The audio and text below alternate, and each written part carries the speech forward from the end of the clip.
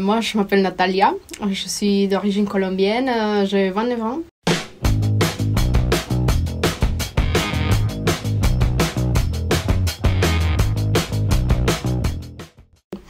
C'est-à-dire, moi, j'ai toujours voulu être prof. Au début, c'était plutôt l'anglais, mais après, j'ai changé parce que bon, j'ai toujours aimé le français, la France, la langue française, etc. Du coup, j'ai commencé en Colombie à travailler en tant que formatrice de français, le français pour étrangers.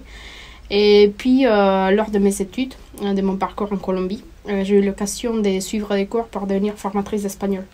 Et donc, à Bogota, j'ai commencé à travailler en tant que guide touristique et formatrice d'espagnol pour des étrangers, pour des touristes.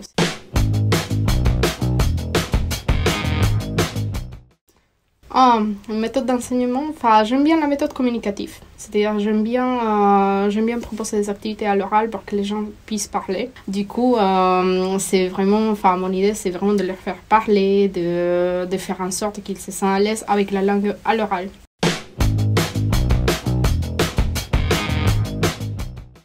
En distanciel, quand ça commence et qu'on ne les a jamais vus en personne, on ne sait pas qui sont vraiment, c'est plus difficile d'établir ces liens. Et par contre, il y a des avantages aussi. Donc, c'est-à-dire, par exemple, pour la prise de notes, etc. Moi, quand je suis en présentiel, j'écris tout le temps au tableau, les étudiants, ils prennent des notes. Quand on est là à distanciel, par exemple, en ces moments, moi, j'ai un document, je partage mon écran, je prends les notes pour tout le monde et à la fin du cours, tout le monde a les mêmes notes. Donc, c'est plus pratique.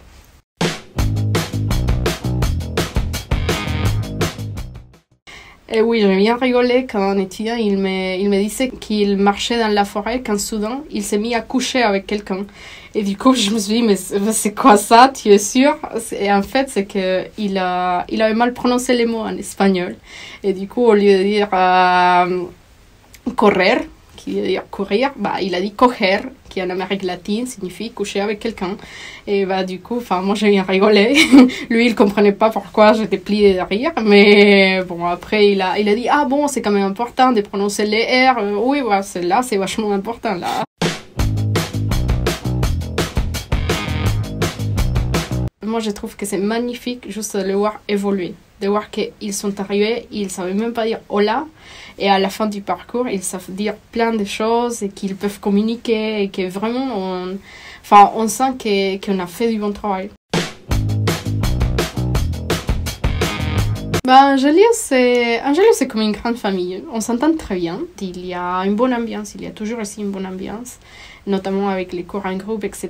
C'est toujours animé. On entend des fous rires. Donc, c'est vraiment une ambiance. On apprend les langues, mais on s'amuse en se faisant. Donc, c'est vraiment super.